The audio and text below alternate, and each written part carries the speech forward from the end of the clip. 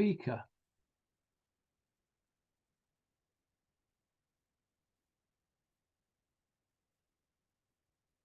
Now.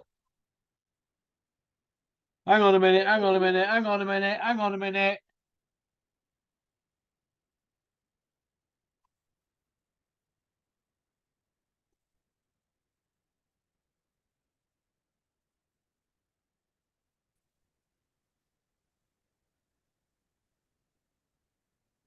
All right, Russell. Hello, all you hardcores. How you doing, Kent? You all right, mate? All right, Russell. I'm all right. How are you doing? Doing as well as all us boxing fans at the minute. Kent, what is going on with this zoo? I've no words. Is Dillian Whyte now the Lance Armstrong of boxing? Once, twice, 3 times a lady. Here, remember this one? Ice, ice, baby. Yeah, Dillian Whyte, get gone. I don't like him anyway. I don't like him or what he stands for. He's a bully. Get gone. I'm glad. All these around him are not going to say no. I'm glad you're a cheat. What if somebody did? I'm actually still laughing at the very fact that he got knocked out that time by Povetkin.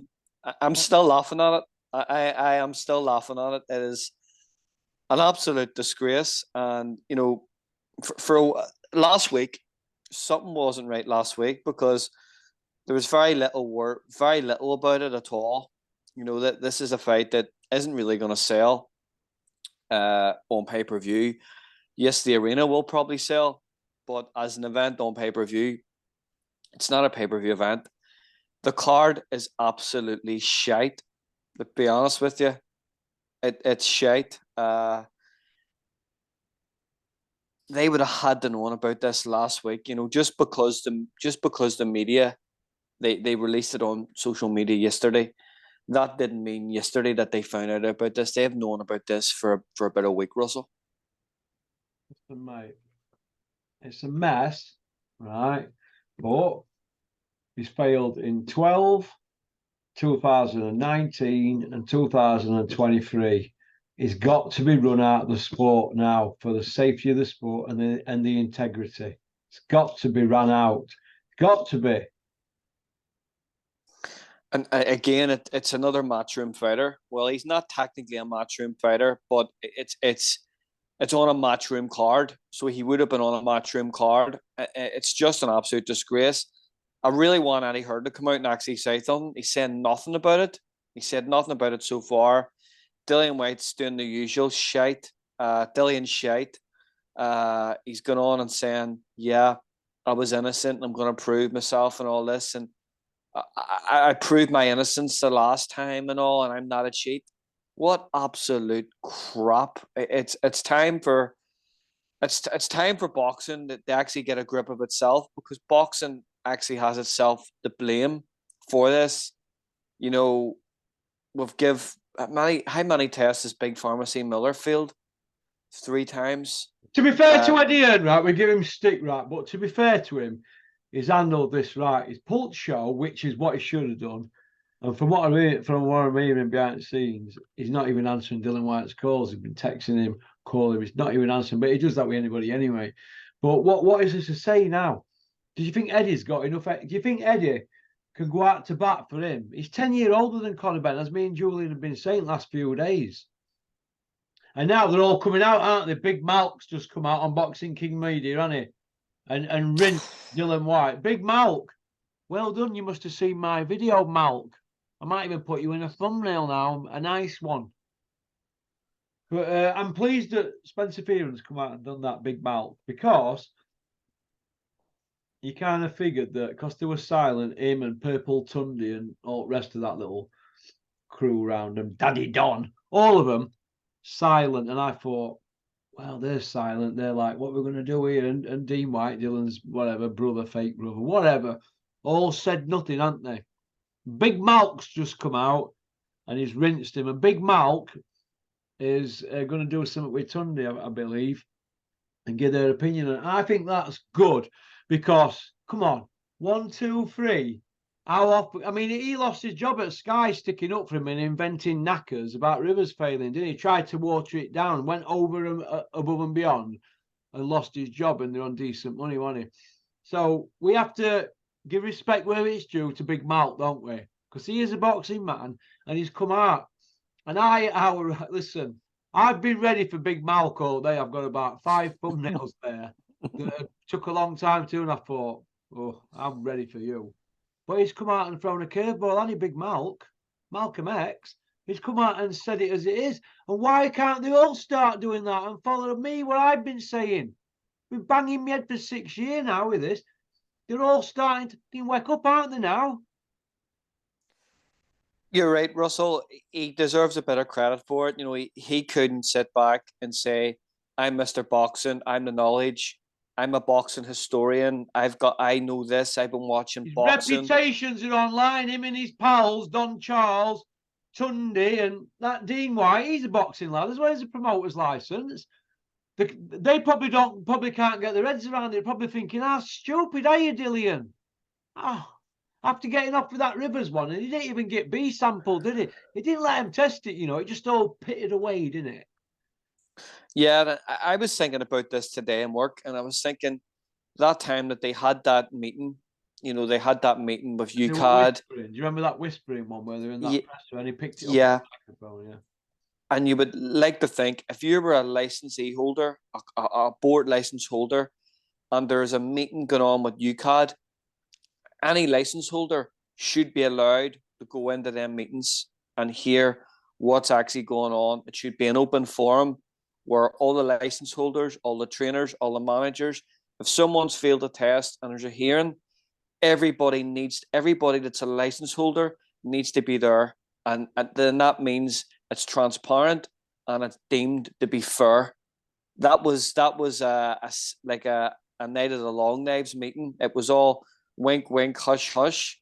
And all of a sudden, he's exonerated on the weekend of the fight. That is absolutely, for me, that was a massive start of a massive decline in regulations around drug testing. That was just the tip of the iceberg. Then from that, we've been like freewheeling the whole way from it. We had that whole fiasco last year with Conor Ben. I'm actually sick of talking about it, and now we've got this, and this now. Eddie Hearn is going to use this to get credibility back, or try to get some credibility back from last year. They went ahead. Let's not forget when that test come through, when that failed test come through, they went through with the media workout. They went through with the press conference, and they were trying their best to get something done so that fight could go ahead with a failed test. So this now is going to be used as cannon fodder to get some credibility back for Matchroom. Dillian Whyte's the patsy, isn't he now?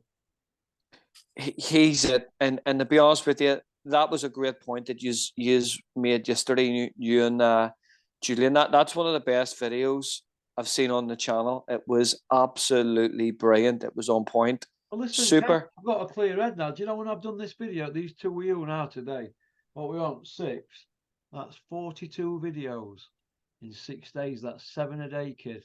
I let Cameron's in-house now. You sort out comments. I don't want to see shit or shit emails. Just let me see the nice ones. Because I'm not wasting 3 hours of my day on top of all this. I've got more time to do more filming. So we've got a good thing going now. That's 42 videos. Nobody's doing it like me, kid, now.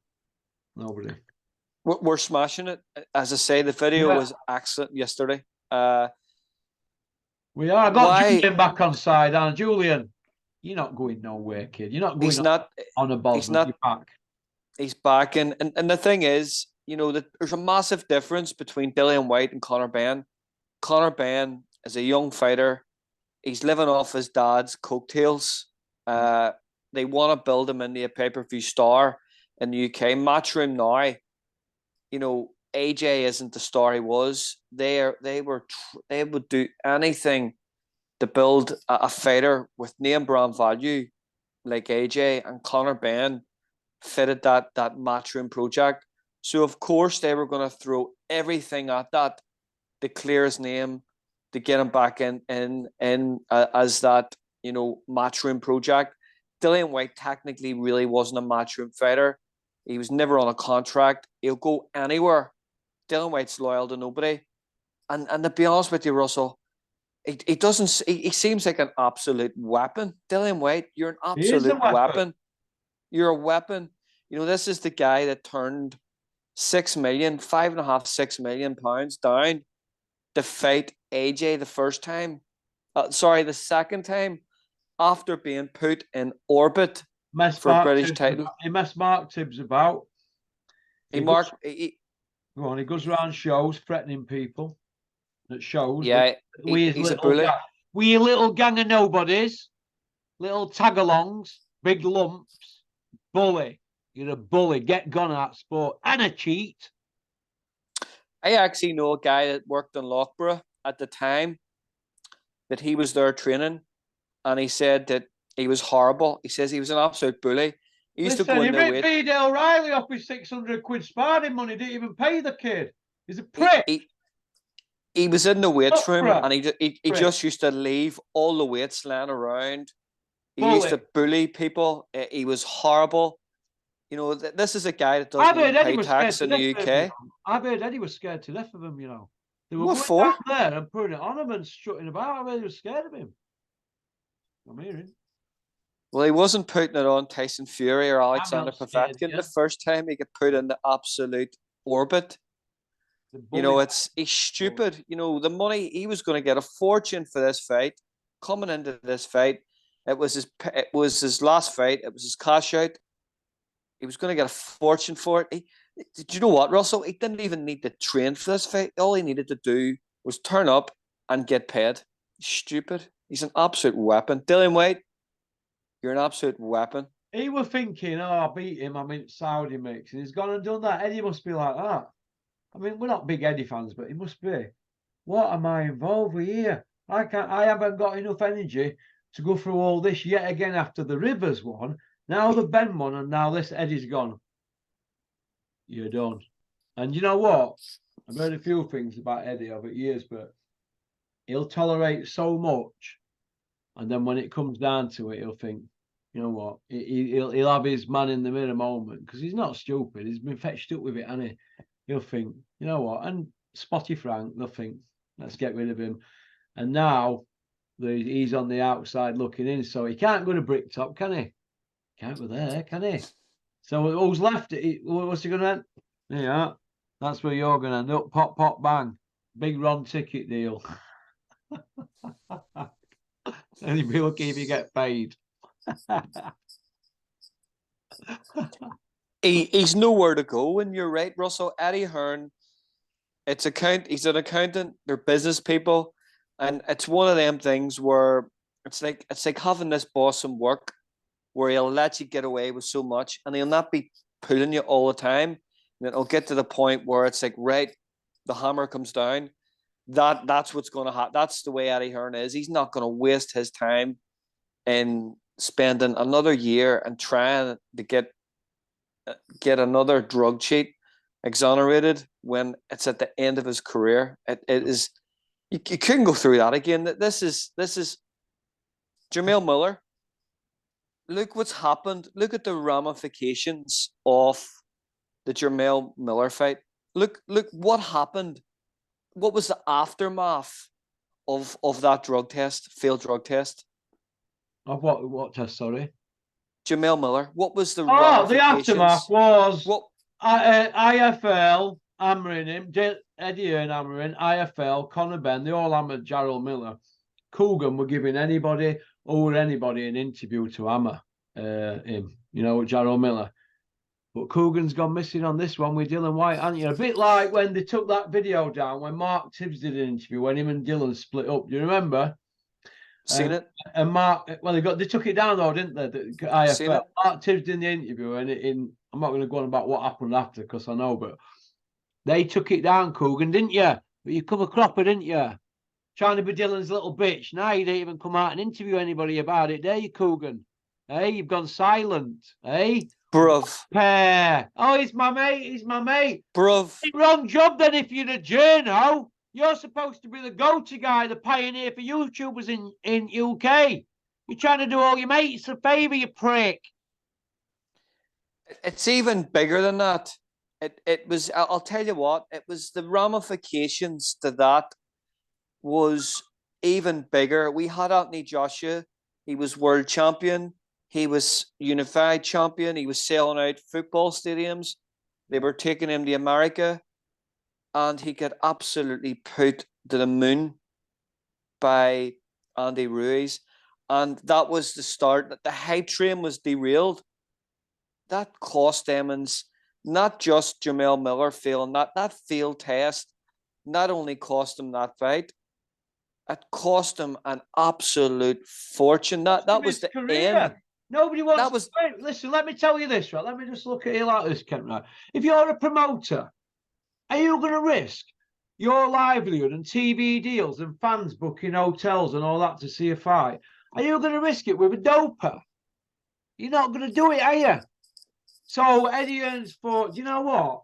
I've had enough of this. Let me tell you, and anybody who fails from now on, he won't be prepared to go through it all. So let's hope that this Dillian Whyte, he's had enough chances now. He's made, was it 14.8 million top end? He's a multi-millionaire. He don't even pay tax here. He lives in Portugal, mate. He don't contribute no here. He jets in, does his presser, takes his pay-per-view money. Thank you very much, and jets out. Pays 10% tax, Portugal. Do you know what I mean? That's it. He don't contribute no. He's a taker. He takes, kid. So get gone. That's what I say. Get gone. And you know what? Big Malk, I don't agree with a lot of what he says, like, but you know what? He's got my respect for once, for coming out and saying, and you'd think they were all from the same ilk, all that lot, won't you? Because they're all high-fiving each other, backslapping. But I'm going to give him a pat on back for that. Got no choice, but I don't want him coming out, oh, he's my friend and all that. Look, he ain't your friend now, mate, after what you've done today, so get ready. But you've got to stick to your guns. We've stuck to our guns. We don't slip and slide. He's come out, he's done something good for once, right? To somebody who he classes as his mate and all that. Well done, Big Malk. But it were about time we did something like that, wasn't it? Yeah. And you're right that drug cheats have cost Eddie Hearn a fortune this last 5 years. Yeah. It's ruined. AJ's career's ruined because of it. That massive trying fight. to pick easy fights, aren't they? Miller were an easy one. Dillian Whyte were an easy one. And they know the backgrounds of these people. So it's like something Peter Fury used to say at gym to people. He'd try and explain things to a boxer, you know, like moving your head. And he'd say, listen, if I tell you to move your head, you move your head. If a 2-year-old puts his hand on fire by accident, he don't do it again, does he? And fighters are like, yeah, well, there you go. Don't move your head or you get hit. That's how we get the point across. And it's same with them. What you're dealing with them is you're dealing with drug cheats. So, karma. You might get your fingers, you know, burnt or whatever. You might come a cropper. And he's come a cropper twice. He got away with the Rivers one, didn't he? Right. And the Pope went ahead with it. Well, they didn't get away with this one, did they? Because of all the Ben crap. And that's still not done. So Eddie's probably had a stomach full, hasn't he? It's cost him a fortune, and the whole Conor Ben. Ben. I don't like him. Good. I don't like him. Prick. Kent. The media, the guard come out, splinters up his arsehole. Caldwell, another one splinters up his arsehole. It's Big Freeze, all the rest of them. So Big Malt coming out saying that, I think it's refreshing. You? Yeah, it does. And Big Malt is my hero for today. You were up at 5:30 in the morning thinking about getting ready to rinse him all day. You know what? I fell over it once this morning. Oh my God. I didn't do any running though. Just an easy one, but I went skidding it. Mode. It's easy done, isn't it? Easy done, isn't it? But I didn't do any running this morning, but I just took my dogs out. But yeah. But yeah, I've been ready all day for. Hey, listen, you know when you're on wagging, there's nothing to do, is there? All you're doing is piling dough up. Pretty boring, like, aren't I now? Boring. But okay Yeah, then. No, sorry. it's refreshing, and you know what's going to happen now. It's like this. It's like this here. Someone's actually come out and spoke out against it. Those other two Been speaking weapons, out for months, haven't we? those other weapons have sat on the fence. It'll Yeah. be interesting to see now what they say, because they're going to watch that interview and they're going to say, well, basically we didn't have the grapefruits. They actually say Yeah, the what we felt. garden. I think Spencer Oliver might be turning into a man that might be growing a few grapefruits down there. You never know. Big Malt come out. We've covered that one. Listen, all they're doing is just copying what me and Julian and you've been saying, aren't they? Really, but oh, whatever. What next? We've got Chisora, Washington, Dempsey McKean, Luis Ortiz, or Ergovic. Chisora and White. They're not really much apart from them, is there really? So I could see Chisora getting in there, but because he's 40 in a few weeks, they're going to get slated, aren't they? So do you think it'd be best if they drop it from 27 quid to 20? Regardless of price, it's all about as a visual, right? As a business, as a visual, what they need to have there is Ergovic. they need to have that arena sold out. If that arena is half empty for AJ against anyone, the card will be pulled. That just makes him commercially weak looking. That gives him no leverage to go into negotiations with whether the Saudi money, the Saudi talk is there, or a big fight down the line. They have to have leverage. And if they go into that fight and there's half a stadium, that doesn't give that looks terrible, and it gives them no leverage for negotiation, get into a big fight. Personally, I think the way it's going to work out is it's going to be Del Boy, because Del Boy has that massive London support in London. I don't think Dempsey McKean, nobody knows who he is. He's absolutely awful. Dempsey He's a McKean Tony is Sims fighter, though, isn't he? Dempsey McKean He's a is Tony a Sims fighter, heavyweight isn't he? boxer. Yeah, he's a Tony Sims fighter. Yeah, that punches like a flyweight. Herkovic could be too dangerous. Washington is washed, is absolutely rinsed. He's been pieced up multiple times. I think it'll be Del Boy. It's easier. Well, if it's Del Boy, I'd have 50 quid on him for knockout me, because I think Del Boy could pull it off. It's like this, Russell. It's worth a bullseye, isn't it? Anybody that stands in front of AJ and same time punches with him have got a chance. Yeah. Andy Ruiz proved it. Yeah. What about Ergovic? That's an hard fight for Joshua, isn't it? But why? What has Herkovic did as a pro Well, to I say mean, it's a at this hard stage fight of for his AJ? career, at this stage of Joshua, all right, then if you put Ergovic in with Chisora, who wins? Herkovic. So, and we've just said that Chisora's got a chance against Joshua, so Ergovic's got a chance, hasn't he? Technically, he's a better fighter than Chisora. He could make AJ look really bad. I think if you look at the style wise, that if you turn around and say, yeah, Del Boy's just going to run forward at him, try and rough him up, and that's going to be meat and drink for AJ. But if he's going to stand back and counter him and wait on him, technically Herkovic is going to be a harder fight. Style wise, is it going to be? This fight needs to be better, Russell. The last fight against Franklin wasn't a good fight. It wasn't a good spectacle. It wasn't something that the casuals are going to want to buy. This fight here at the weekend, whoever it is, has to be commercially exciting for the casuals. Yeah. Okay. Why enroll in that £30,000 testing thing with whatever is enrolled in, Varda or something, or Dillian Whyte or something? Why enroll if you're dirty? I mean, is he a plant pot? probably just got the cycle wrong, Russell. Yeah. Do you think he's been on it all the time? It's like this here. When you're an older athlete and you're in your 30s, recovery is so much harder. How many injuries over the years has Dillian Whyte had before and after fights? Loads, hasn't he? Well, if you're getting so many injuries up to 10 years ago and still fighting now, how are you going to recover? How are you going to recover better now as an older fighter with a lot of wear and tear in your body? Hashtag game changed, isn't it, Kent? What's that saying that Terry uses? Nuts, juices, and berries. Nuts, juices, and berries is Terry's favourite saying. Best ever. Special blend of nuts, juices, and berries.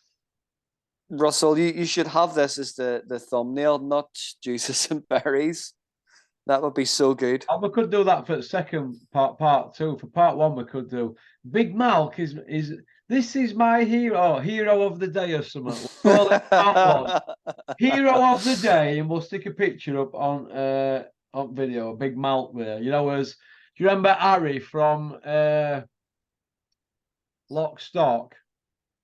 Yes. On Harry Lonsdale with dodgy eye, and there's Lenny McLean sat next to him. We'll do a Big Malk as Harry. So we're big. He was Harry Lonsdale. He was actually in the Long Good Friday. He was, yeah. He was Bob Hoskins as one of his men, money in it. Yeah, right. Yeah. Masterpiece of a film. Yeah, I think it's one of the best gangster films ever, isn't it? Long Good Friday. Best ever. Okay. Campbell Hands of Foam. Hatton, it looks like he's going to fight then next week. Do you see him doing out as a pro? He's crap. Yeah. You know, he's 13-0 now, and he hasn't. See, from the second he turned pro, Russell. Yeah. There has been absolutely no improvement whatsoever, and he's fighting awful opposition. Awful. He hasn't improved one bit, and he's still at the same level. He's crap. Yeah, it's a shame, isn't it? What about Elmer Fudd? I think he's going to do it on the show. Big Elmer. Well, he's allegedly this big ticket seller, Russell. So you know his dad's running around with Chinese food every day, and he's getting bigger and bigger. His dad, I'm worried about him. Johnny Fisher Senior, I'm worried about you. Just cut down a little bit, mate. Just cut down. All right, that's all you got to do. Try cutting down every day. Then you'll look like me. Pop, pop, bang. 140 kilo deadlifts. I don't know about that, man. I'm not really strong. Oh, you want about him? I don't know if he'll be able to do that. I'm a 50 key deadlift man. I just got it. You know what I've discovered? You know, going in the gym, you just don't need to have heavy weights to get a workout. Just, you know, I used to go to the gym with big lads, and you're hanging your son all the time, aren't you? You don't enjoy it, you're tearing muscles and stuff like that. So just nice and steady, Ken. What did Dominic Ingalls say once in an interview, and I always took strength from it, and my friend Bunny. Consistency is the key. You're absolutely right. What's the point in general population going in and doing powerlifting sets where you don't know? Like what you said to me about running and that, and I was like, I kept breaking down after like 1 mile. You know what I mean? But I've increased it now, you know, every week. But at first I was like, and it's easy to jack in it. Oh, I'm not doing that. I'm too knackered. You got to go again, aren't you? You know, like when a 2-year-old kid falls over, gets up, doesn't it? But when we get to adults, we go, don't fancy it. No, I'll help. But you just got to get up and get up. It's just so much harder to recover. It's every year after 35, every year it's just so much harder to recover and find a way. So every year, technically, your diet needs to get a bit better. Your sleep needs to get a bit better. Right. Your training plan needs to be a bit smarter, and that's how you recover. Like I find that myself with my own training. At the minute, I have a bit of an injury. I've fractured my patella last week, my kneecap. So I'm going to have to find something else to do training-wise for maybe 3 or 4 weeks. But I'll do it. But it means that being smart. And as I say, as you get older, you need to be that bit smarter. Like if I go in the gym now and I'll lift weights, 4 times a week, I don't do body part training anymore. Like, why would general population want to be doing body part training? It's too much. It's too much load on the body. The body's not recovering. Let's do all body workouts. Well, this way it's just for ladies, Kent. I just like doing it. It's just something I like to do, isn't it? Bruv. Bruv. Oh, Dillian Whyte, he won't be glucking he won't be glucking his big lips no more, will he, at the side of the ring, will he? If he gets the ban, bruv. Right, you want to go on to part 2, Kent? Yep. Oink, oink.